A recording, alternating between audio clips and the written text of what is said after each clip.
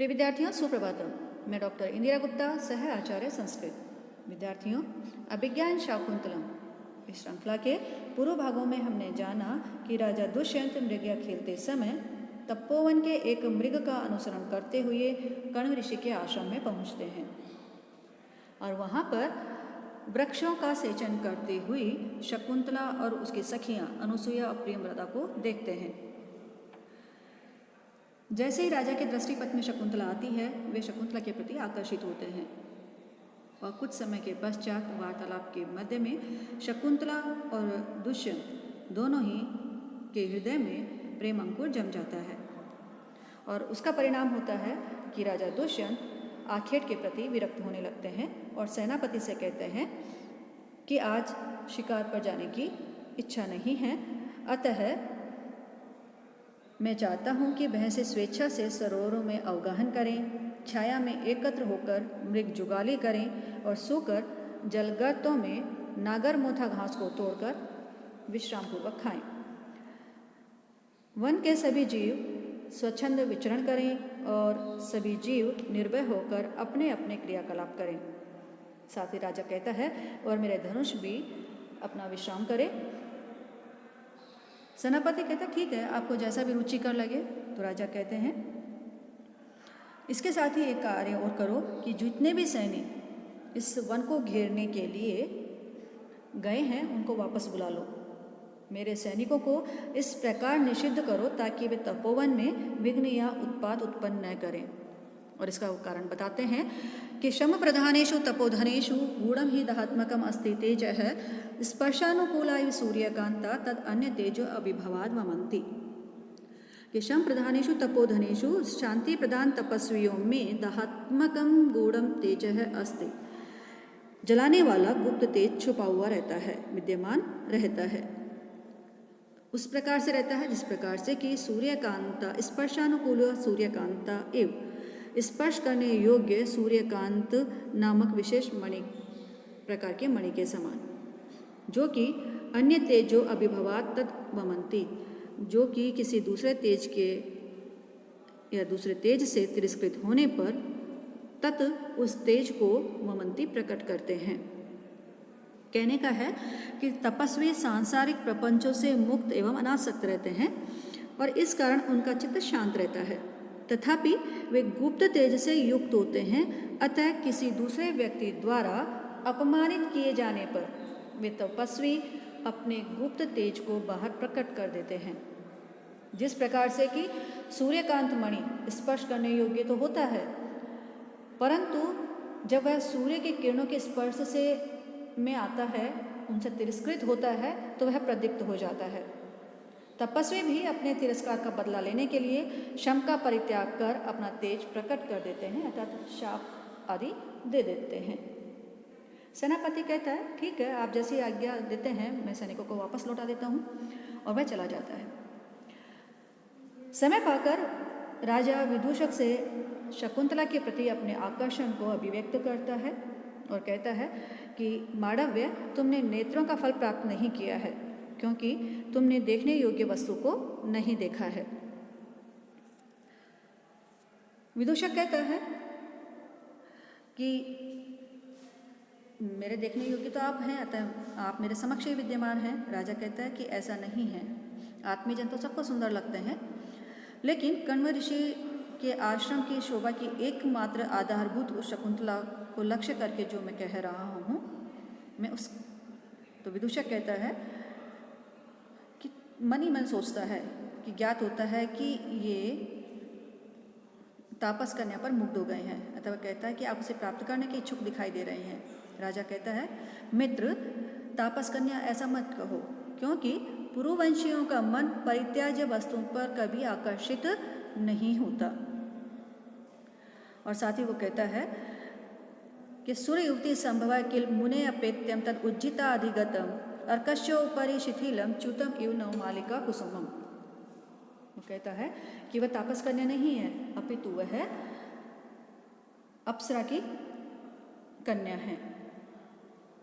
व्रंत से दूर हुए मंदार धतूरे के वृक्ष के ऊपर गिरी हुई चमेली के पुष्प के समान ऋषि कर्ण की वह पुत्री शकुंतला वस्तुतः अप्सरा से उत्पन्न हुई है और माता के द्वारा त्याग दिए जाने पर वह कर्ण को प्राप्त हुई है।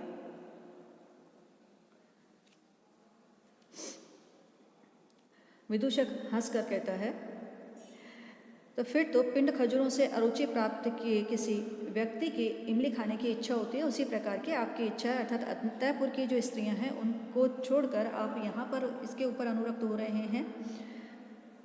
तो राजा कहता है कि तुमने उसे नहीं देखा है, तुम देखने के पश्चात ऐसा नहीं कहोगे। वो कहता है कि विदूषक है तो राजा का मित्र है, तो कहता है कि ठीक है, आप कह रहे हैं तो रमणीय ही होगी। राजा कहता है कि मुझे ऐसा प्रतीत होता है, मैं उसके सौंदर्य के बारे में अधिक क्या कहूँ, मैं तो इतना ही कह सकता हूँ कि चित्रे निवेश परिकल्पित सत्वयोगा रूपोच्चयन मनसा विधिना कृतानु स्त्री रत्न षष्ठी प्रतिभाति साम्ये धातुर्विभुत्वम अनुचिन्त्य वपुश्च तस्य। राजा कहता है कि वह ऐसी प्रतीत होती है कि धातु विभुत्वम, धातु मतलब ब्रह्मा, जो षष्ठी की रचना करने वाले हैं, ऐसे षष्ठी निर्माता ब्रह्मा के विभुत्वम, उनके सामर्थ्य के, रचना कर्म की निपुणता को अनुचिन्त्य सोच करके, और तस्या वपुश्च, और उस शकुंतला के शरीर को बार बार विचार करके, ऐसा में सा मुझे वह शकुंतला ऐसा प्रतीत होती है कि विधिना ब्रह्मा के द्वारा चित्रे निवेश चित्रफलक पर रखकर परिकल्पित सत्वयोगा उसमें प्राणों का संचार कर दिया गया है, अथवा मनसा, मन से, ब्रह्मा ने मन से रूपोच्चयन सौंदर्य के समूह से कृतानु निश्चय पूर्वक उसे बनाया है। अपरा द्वितीय कोई दूसरी अनोखी विलक्षण स्त्री रत्न षष्ठी श्रेष्ठतम स्त्री की रचना प्रतिभाति, वह प्रतीत होती है। इस प्रकार से राजा कहता है विदूषक से कि प्रिय शकुंतला का सौंदर्य विलक्षण है, कोई सामान्य नहीं है। उसे सृष्टि निर्माण में निपुण जो विधाता हैं, उन्होंने चित्रफलक पर रखकर उसके शरीर में प्राणों का संचार किया है, अथवा मन से ही कल्पना करके सौंदर्य समूह से उसे बनाया है, ऐसा मुझे प्रतीत होता है। इस प्रकार वह ब्रह्मा की नवीनतम कल्पना और मानसिक सृष्टि है। यही अपूर्व सौंदर्य आश्चर्यकारी है।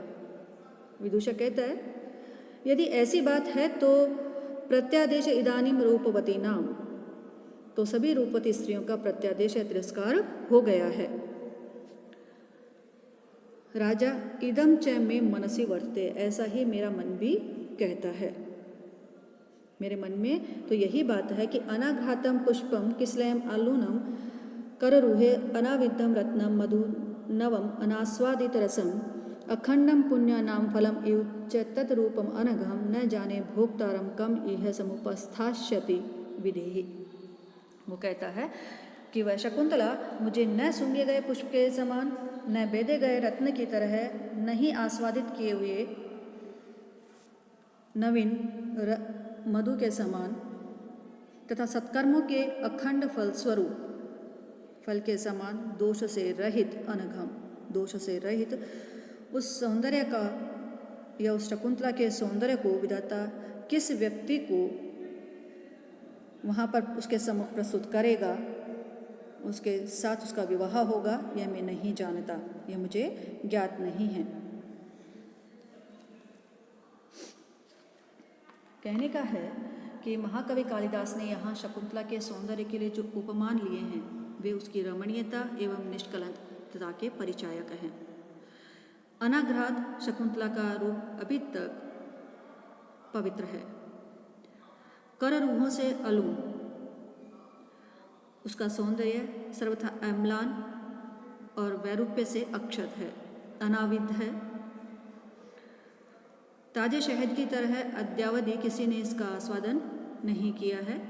सारे सत्कर्मों का अभिलषणीय पवित्र फल जैसा है।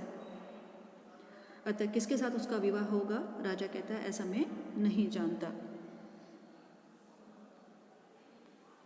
विदूषक कहता है तो ठीक है, आप उसे शीघ्र ही अपना लीजिए।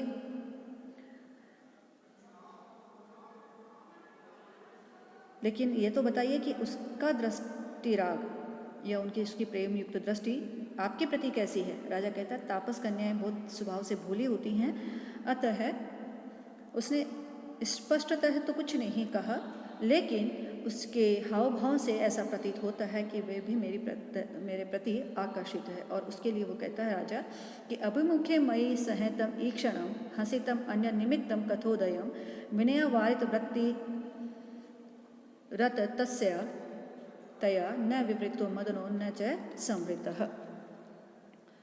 कि मेरे द्वारा उसके सामने देखने पर वह शकुंतला दृष्टि हटा लेती थी तथा अन्य बातों के बहानों को लेकर हंस पड़ती थी।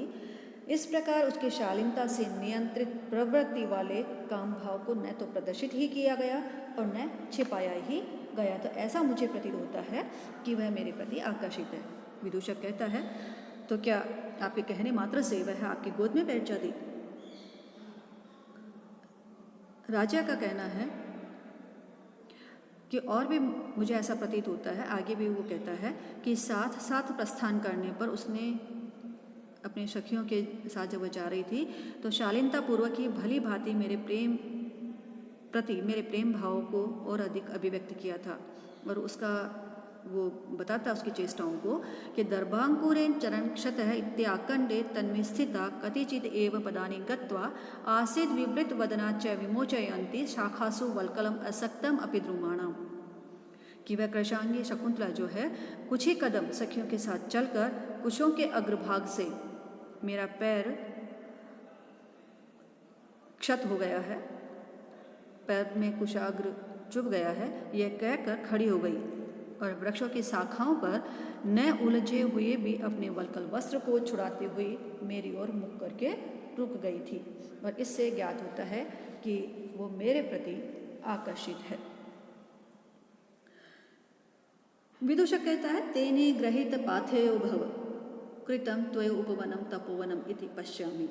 कि तब तो आप पाथेय ग्रहण करें, आपने तो इस तपोवन को उद्यान बना दिया है, ऐसा मैं देखता हूँ। राजा कहता है, मूर्ख, तपोवन बात कर रहे हो तुम कि जो तुम ये कह रहे हो कि तुम यहाँ पर रुक जाओ, तो ऐसा नहीं है, क्योंकि जो तपस्वी हैं उनके रक्षण कार्य के बदले तो दूसरे ही प्रकार का भाग या कर हमें प्राप्त होता है, जो कि रत्नों के ढेर से कहीं अधिक अभिनंदनीय है। और राजा जो ऋषियों से जो पुण्य प्राप्त होता है उसके लिए कहते हैं कि यद उत्तिष्ठति वर्णेभ्यो नृपाणाम क्षय तत्फलम तपः षड्भागम अक्षयम ददाति आरण्यकाहीन। कि जो वर्णेभ्यो अन्य वर्णों से ब्राह्मण क्षत्रिय वैश्य और शूद्र जो ये वर्ण हैं, इन ब्राह्मणादि जो इन चारों वर्णों से यत जो कर रूप में प्राप्त होने वाला जो धन है वह उत्तिष्ठति जो हमें उपलब्ध होता है, नृपाणाम राजाओं के लिए तत्फलम क्षय वह धन वह फल वह कर द्वारा प्राप्त ऐश्वर्य उपभोग आदि विनाशशील हैं, किंतु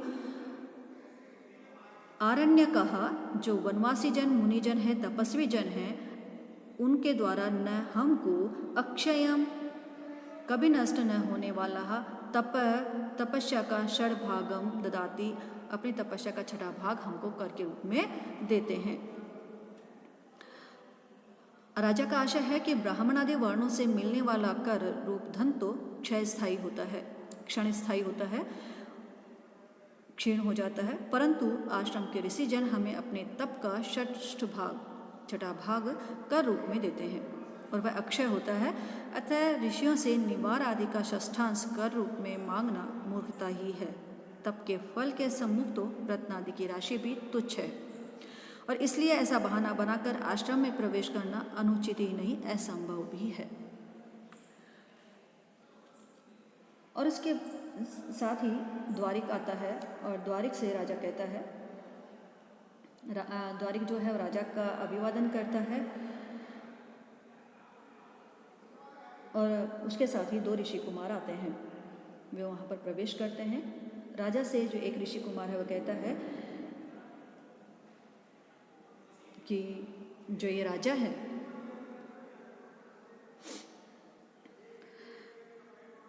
यह राजा जो तेजस्वी भी है और इसका शरीर विश्वसनीय है, क्योंकि इस राजा का जो शरीर है या इसका आचरण है ऋषियों के तुल्य। इस राजा के विषय में यह कथन उचित ही है कि अद्याक्रांता वसति रमुनाप्याश्रमे सर्वभोग्ये रक्षा योगाद अयमपि तपः प्रत्यहं संचिनोति अस्यापि ध्याम स्पृशति वशींचारण द्वंद्वगीतः पुण्य शब्दों मुनिरिति मुहुः केवलम राजपूर्वः। अमुना अपि इस राजा दुष्यंत ने भी सर्वभोग्य सभी के द्वारा भोगने योग्य 4 आश्रमों के द्वारा उपभोग या आश्रय के योग्य आश्रम में गृहस्थ आश्रम में वसति निवास स्थान अध्याक्रांता बनाया है। रक्षा योगाद अयमपि और प्रजा के रक्षण रूपी योग से यह राजा दुष्यंत भी प्रत्यहं तपः संचिनोति प्रतिदिन तपस्या का संग्रह करता है। वशीनः संयमित इंद्रियों वाले अश्य अपि इस राजा का भी केवल राजपूर्व है। केवल राज्य शब्द पूर्व वाला पुण्य पवित्र मुनि ऋषि इति इस प्रकार से यह शब्द चारण द्वंद्व गीत है। चारण युगलों के द्वारा गाया जाता हुआ मुँह बार बार द्याम स्पृशति स्वर्ग का स्पर्श करता है। प्रस्तुत श्लोक में प्रायः सभी पद संश्लिष्ट हैं और श्लिष्टार्थ देते हैं। उनका एक अर्थ राजा के पक्ष में तथा दूसरा अर्थ मुनि के पक्ष में है, क्योंकि जो ब्रह्मचारी है वह ऋषि है और राजा को भी ऋषि के तुल्य समझने का प्रयास कर रहा है। तो उसका एक अर्थ राजा के पक्ष में तथा दूसरा अर्थ मुनि के पक्ष में होता है। अनुवाद में राजा के पक्ष का अर्थ दिया गया है और मुनि पक्ष में यह अर्थ बनता है। मुनि सभी ब्रह्मचारी आदि जनों द्वारा आश्रय योग्य तपोवन में निवास करते हैं। आश्रमों की रक्षा अथवा लोक कल्याण भावना से प्रतिदिन तप या पुण्य का संचय करते हैं तथा जितेंद्रिय होते हैं। मंत्रवत पवित्र मुनि शब्द बटु युगल द्वारा गीयमान होकर बार बार आकाश तक पहुंचता रहता है और इस प्रकार राजा और ऋषि में कोई अंतर नहीं रहता है, केवल नाम का अंतर है। राजा के साथ ऋषि शब्द जोड़कर उसे राजर्षि कहा जाता है, जबकि ऋषि को केवल ऋषि कहा जाता है। इस प्रकार से जो है तपस्वी राजा को देखकर राजा के बारे में वर्णन करता है। तो द्वितीय जो ऋषि होता है या ब्रह्मचारी होता है वह कहता है, तो गौतम मतलब पूर्व का ऋषि का नाम है गौतम, तो वो कहता है कि गौतम क्या यह इंद्र के मित्र दुष्यंत हैं? तो वो कहता है कि हाँ, और क्या। और द्वितीय ब्रह्मचारी कहता है ठीक है, तब तो इसमें कोई आश्चर्य की बात नहीं है। न एतत् चित्रम यद अयम उदधि श्याम सीमां धरित्री एकः कृतश्नाम नगर परिग प्रांशु बाहु भुनक्ति आशंसते सूर्युक्तयो बद्धवैराही दैत्ये अश्याधि जे धनुषि विजयम पौरुहते च ब्रज। कि इसमें कोई आश्चर्य की बात नहीं है कि नगर परिग प्रांशु बाहु भुनक्ति। तो नगर परिग प्रांशु बाहु नगर के द्वार की अर्गलाओं के समान विशाल भुजाओं वाला अयम यह राजा एकाकी ही एक है, एकाकी ही यत जो उदधि श्याम सीमा समुद्र की सीमा वाली कृतश्नाव संपूर्ण धरित्री पृथ्वी को भुनकती भोगता है और पालन करता है। एतत् न चित्रम, यह कोई आश्चर्य की बात नहीं है, इसमें कोई आश्चर्य नहीं है, क्योंकि दैत्यों के साथ बद्ध वैरा जिसका वैर बंधा हुआ है, जिसकी शत्रुता बनी हुई है। दैत्यों के साथ वैर रखने वाली सुरयुवतयः देवांगनाएं अस्य अधिज्य धनुषी, इस राजा दुष्यंत के प्रत्यंचा चढ़े हुए धनुष पर पौरुहते च और इंद्र के व्रजे वज्र पर विजयम आशंसते, विजय की आशा करती हैं। राजा दुष्यंत चारों दिशाओं के समुद्रों से व्याप्त नीली सीमा वाली संपूर्ण पृथ्वी का एक छत्र राज्य भोगता था और वह चक्रवर्ती सम्राट था। यह इतने बड़े राज्य का उपभोग या पालन कैसे कर सकता है, इसमें संशय की बात नहीं है, क्योंकि देवासुर संग्राम में देवांगनाएं इस राजा की प्रत्यंचा चढ़े हुए धनुष और इंद्र के वज्र पर ही विजय की आशा करती हैं। अतः निश्चय ही यह पराक्रमी और एक छत्र राज्य का अधिपति है, ऐसा द्वितीय ब्रह्मचारी राजा के संबंध में कहता है। और दोनों राजा के समीप में जाते हैं और राजा से कहते हैं कि राजन, आपकी जय हो।